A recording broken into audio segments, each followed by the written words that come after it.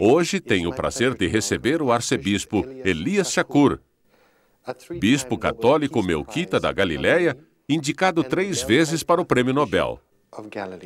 Arcebispo Chacour, obrigado por estar conosco hoje. É uma honra e um prazer estar contigo e com todos aqueles que nos assistem pela TV. Arcebispo Elias Chacour, o senhor é um homem de paz e um homem de reconciliação. Mas esta história nasceu de uma realidade de sofrimento no início de sua juventude. Pode nos contar um pouco sobre esta época de sua vida de jovem? Isso é muito verdadeiro. Eu residia num pequeno vilarejo na Galileia. Um vilarejo inteiramente cristão e católico. Nós éramos pobres, porém extremamente felizes. Um dia meu pai nos reuniu e disse: talvez tenhamos a visita de soldados judeus no nosso vilarejo. Eles têm metralhadoras, mas certamente não nos matarão. Temos de mostrar-lhe que em algum lugar nesse mundo eles são muito bem-vindos, porque são nossos irmãos de sangue. E esses judeus sobreviveram ao massacre na Europa. E foi o que aconteceu. Eles vieram, nós demos a eles nossa comida, oferecemos nossas camas para dormir. Ficamos 10 dias dormindo nos telhados de nossas casas, enquanto os soldados usavam nossas casas.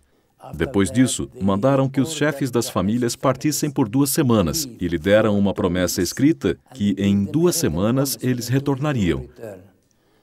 Fomos para baixo de oliveiras e figueiras e permanecemos ali. 2 semanas depois, meu pai e todos os chefes das famílias reuniram-se de novo. Foram ver o exército, mas nunca retornaram. Eles foram deportados? Eles foram colocados dentro de caminhões militares como gado e levados para longe, para as novas fronteiras criadas pelo recente Estado de Israel. Tiveram que atravessar o Rio Jordão com as mãos abanando, sem nada. De lá partiram para Damasco ou para Beirute. Muitos deles ficaram retidos nesses países árabes, onde se tornaram refugiados palestinos. Alguns poucos foram capazes de se infiltrar de volta pelas fronteiras do norte com o Líbano e meu pai estava entre eles. Portanto, o senhor achou que de fato nunca veria seu pai novamente? Acreditávamos que o tínhamos perdido, como todos os chefes de família daquele vilarejo. De repente, naquela noite, uma pessoa bateu na porta do quarto que estava vazio, porque os habitantes haviam fugido para o Líbano. Ele olhou pela porta e minha mãe perguntou: quem é? Ele respondeu: sou Michael, abra a porta. Ela ficou tão emocionada que não abriu a porta. Voltou para nós e disse: crianças, seu pai voltou. Ele está batendo na porta. Quando abrimos, ele estava lá. Este homem nunca nos encorajou a nos vingar contra os judeus. Ele nunca nos sugeriu que acertássemos as contas. Eu ia perguntar isso mesmo, pois, como garoto, pequeno, presenciar isso pode despertar um desejo de vingança ou um sentimento de amargura, mas isto não encontrou eco em sua pessoa. Esta atitude foi herdada de seu pai? Era uma opção pegar as armas e usar da violência. Caso meus pais não nos tivessem dito continuamente que se usássemos de violência, desceríamos ao mesmo nível da violência, da maldade e da perversidade daqueles que nos deportaram. Não usem de violência, porque isto gerará mais violência. O papai queria apenas voltar para casa para reconstruir sua casa. Talvez, disse ele, um dia voltemos de novo e receberemos em casa judeus que perambulam em alojamento. Meu pai morreu em Haifa, onde não tínhamos onde enterrá-lo. O carregamos até o cemitério de nosso vilarejo e o enterramos com nossos antepassados. Com isso, aprendi que se deve ter uma alternativa à inimizade, ao ódio, à violência, à retaliação, e a única retaliação boa que nós adotamos por causa de meu pai é a de transformar nossos inimigos em amigos e nossos amigos em irmãos e irmãs. Ainda trabalhamos nisso. Não é fácil, mas extremamente empolgante. Dá a sensação de que você tem algo sublime para dar à humanidade. Você tem algo diferente da atual cultura da morte, da desconfiança, da guerra abstrata contra o terrorismo, que cria seus próprios monstros. Temos um sorriso de esperança na face de nossas crianças, na face de nosso povo. O senhor é o fundador da instituição Mar Elias, um sistema de escolas reconciliando e juntando cristãos, palestinos e judeus. Pode nos contar como foi a fundação, o início desta iniciativa? Foi um começo muito difícil, porque como cidadão de Israel, sou um cidadão cumpridor da lei, a não ser que esta lei vá contra a dignidade humana. Neste caso, coloco a lei de lado e continuo sem ela. Solicitei um alvará de construção e logo veio a resposta negativa, rejeitando-o. Tive de decidir o que fazer. Parar de construir ou construir sem alvará? E a minha decisão foi, eu precisava da construção, não do alvará para a construção. Portanto, comecei a construção sem o alvará de construção e o que será, será. Convenci-me de que quando a polícia israelita viesse fiscalizar, eu deveria me lembrar que a polícia judaica tem algo em comum com a polícia palestina. Com a polícia alemã, com a polícia americana. Sempre e em todo canto, sem dúvida, atrás do uniforme do policial, temos um ser humano, não um monstro. E eu precisava olhar o policial, além de seu uniforme, para encontrar o homem, para encontrar o marido, para encontrar o pai, para descobrir o ser humano. E isso foi o que foi feito. Não foi fácil. O senhor teve que construir à noite? Não, durante o dia e a noite. Começávamos às 6 da manhã e íamos até a meia-noite. Foi uma corrida contra a polícia e uma corrida em busca da dignidade humana. O que aconteceu mais tarde foi que fui processado e fui chamado ao tribunal. O juiz era judeu e a polícia era judaica e eu sou palestino. Aí o que você pode esperar? O pior. Bem, a polícia exigiu a demolição do prédio. O juiz perguntou, qual a sua resposta, senhor Shakur? Eu disse, senhor, não tenho nenhuma resposta. Se vocês destruírem este prédio, tirarei algumas fotos e irei pelo mundo mostrando o que Israel faz com prédios escolares e arrecadarei mais fundos para construir 10 escolas ilegais e teremos esse problema para o resto de nossas vidas. Ele disse, mas isso não é justo. E eu respondi, então ordene que a polícia facilite a obtenção do alvará da construção. E o juiz disse, onde está seu advogado? E eu disse, não tenho um advogado, é muito caro. Então ele disse, Padre Shakur, vá para casa e traga seu advogado. É um caso muito sério. O senhor não pode se defender diante do tribunal sem um advogado. Eu disse, dê-me tempo suficiente. Ele disse, eu lhe dou 4, 5, 6 meses. E decidiram que os 6 meses terminariam domingo às 10 horas. Eu protestei. Sou padre. No domingo de manhã estou na igreja. Não virei ao tribunal. Ele disse, é problema seu. Ou vem, ou decidimos em sua ausência. E se não estiver satisfeito, nós estamos num país democrático. O senhor pode escrever uma carta uma semana antes e veremos o que podemos fazer. Uma semana antes, ao final dos 6 meses, escrevi uma carta ao juiz dizendo, o senhor não pode ordenar um rabino para vir sábado de manhã a um tribunal. Eu sou um rabino cristão para a Igreja de Deus. O senhor não pode ordenar-me a ir domingo de manhã. Não irei. E ele me respondeu, ok, nós adiamos a sessão por mais 6 meses e decidiram que finalizariam no domingo de manhã às 10 horas. E todo esse tempo vocês continuaram construindo? Mantivemos a construção, sim. E eu reescrevi e readiei. Esse juiz judeu readiou a sessão por 6 meses à frente, para domingo de manhã. 6 vezes durante 36 meses. Conto esta história para dizer às pessoas que, por favor, nunca generalizem. Não pense que os judeus, por terem problemas com os palestinos, estão todos ansiosos para matar os palestinos. Não pensem que os palestinos, por terem um sério problema com a existência de Israel, querem matar todos os judeus. Não é verdade. Não generalizem. Nós continuamos a construção apesar do processo. 9 meses depois, terminamos e abrimos a escola para 80 crianças, de 13 a 14 anos. O senhor mencionou que começaram com 4 professores, creio eu. Uma moça e 3 homens. E agora a escola tem... Temos mais de 4.500 estudantes, com 290 membros do corpo docente, dos quais temos 100 com doutorado, 92 com mestrado.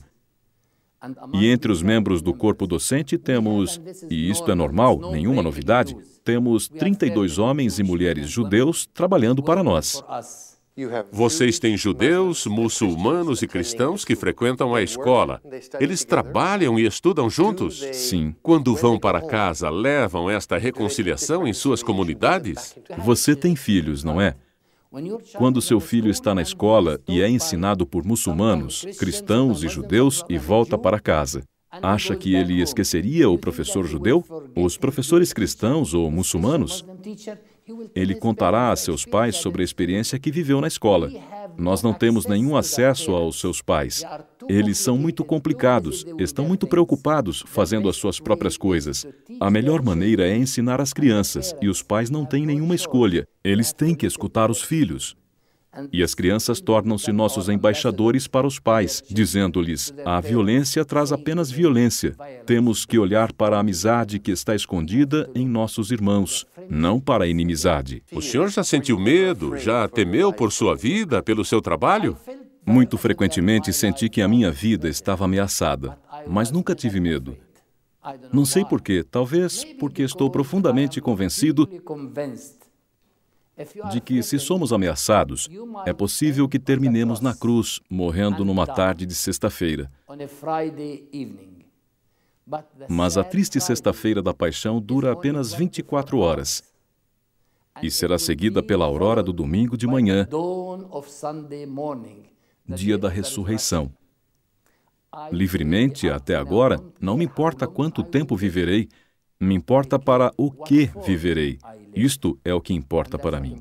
Contudo, os grupos extremistas estão se enraizando. Vemos sempre mais divisão, sempre mais extremismo. O senhor não se desespera? Desesperar por quê? Sempre houve grupos extremistas. Meu problema é com a mídia internacional, através da qual as notícias veiculam apenas violência, bombas, matanças, massacres. Há a maioria silenciosa, que busca a coexistência, a integração, a convivência juntos. Isto nunca é notícia para vocês do Ocidente, quando essas deveriam ser as notícias. Quando um menino cristão, um menino muçulmano, um menino judeu, um menino druso chegam a sentarem-se juntos em cadeiras escolares e ali escrevem juntos a história em comum que querem para o seu futuro. Mas isso não é noticiário. Esses são sussurros que enraizam os seres humanos na terra, no terreno da vida. Os cristãos estão indo embora. Sim. Que temor o senhor tem para a Terra Santa? Seria mais como uma séria preocupação, não tanto um temor, uma preocupação de que a Terra Santa se torne, logo, logo, uma terra de antiguidades, de memórias do que aconteceu há 2000 anos atrás. E ninguém estará lá para contar a história do que aconteceu, para contar a história de um compatriota, para contar a história dos ancestrais que são Jesus, Maria, os apóstolos. Será uma triste realidade ver a Terra Santa sem rochas vivas. Que importância o senhor vê nos trabalhos de caridade, como a ajuda à igreja que sofre na Terra Santa? Tenho que tomar muito cuidado aqui. Mesmo se precisamos do apoio financeiro, e a precisamos muito, não há só pessoas que nos ajudam apenas com dinheiro, mas ajudam com orações, ajudam com intenções na missa, nos apoiam com a sua amizade. Vêm e nos visitam e veem o que é feito com o seu dinheiro. Durante a última guerra no Líbano, 10 pessoas de minha diocese foram mortas e eu fiz o funeral para todas elas. Tínhamos pessoas passando muitas necessidades, privações, outros com medo porque viviam na linha de frente. Era uma situação dramática. Eu precisava levar muitas centenas de pessoas idosas para longe da linha de frente para algum lugar em Jerusalém onde não havia lutas. Parei todas as pequenas atividades de desenvolvimento na diocese a fim de usar aquele dinheiro para esse propósito. Mas não foi o bastante. Eles disseram imediatamente: é normal que nos peça, nós vos agradecemos por nos pedir ajuda, e nos enviaram uma quantia simbólica de 15 mil euros. Mas esses 15 mil euros me deram suporte para ajudar no mínimo 300 idosos a se afastarem dos campos de batalha, para outro lugar onde pudessem sentir que tinham um momento de paz. E é tão discreto que é dado através da fé e do amor e da confiança.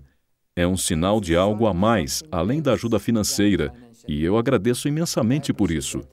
Sua Eminência, o senhor foi nomeado arcebispo com 65 anos. Sim. Acho que o senhor provavelmente pensava que havia outras maneiras de usar seu tempo. Foi uma surpresa para o senhor? Bom, eu planejava seriamente me aposentar o mais rápido possível e começar a rezar quando eu quisesse, escrever, dormir, viajar, mas o Senhor tinha outros planos, e seu nome é santo. Eu tive de aceitar a sua vontade e tomar a responsabilidade da maior comunidade cristão-católica na Terra Santa, com 76 mil cristãos. Tenho orgulho de ser bispo deles, porque não sou apenas bispo de 76 mil paroquianos, tenho outros paroquianos diferentes. Sou o único bispo no planeta, o único que pode dizer: tenho um paroquiano chamado Jesus Cristo. E outra, Virgem Maria. Outros são os discípulos. São todos homens da Galileia, de minha diocese, e o potencial de criar outros povos de Deus ainda está ali. Eu tenho que me concentrar nisso. Tenho que educá-los, pois nossos cristãos podem fazer exatamente o que Maria, a Mãe de Deus, fez. Podem carregar Cristo e dá-lo aos outros. Nós podemos fazer o que Paulo fez, proclamar a boa nova, que não há mais privilégios de judeus sobre os gentios, do homem sobre a mulher, dos senhores sobre os escravos. Somos todos chamados a nos tornar filhos adotivos de Deus. Até vocês, americanos, canadenses e outros. Não é essa a grande boa nova? Se o senhor tivesse um apelo para os telespectadores do programa na televisão, qual seria? Primeiramente, saber que palestinos também são cristãos.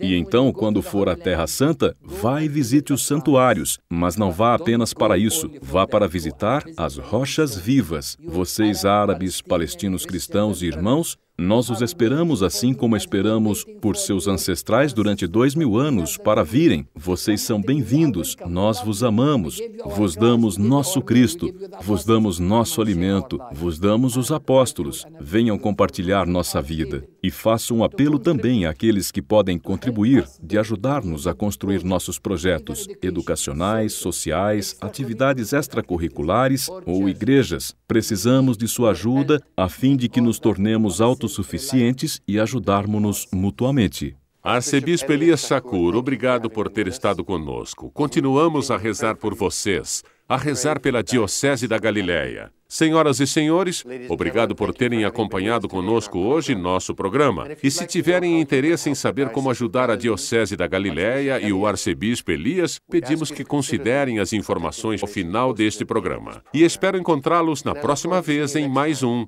Onde Deus Chora.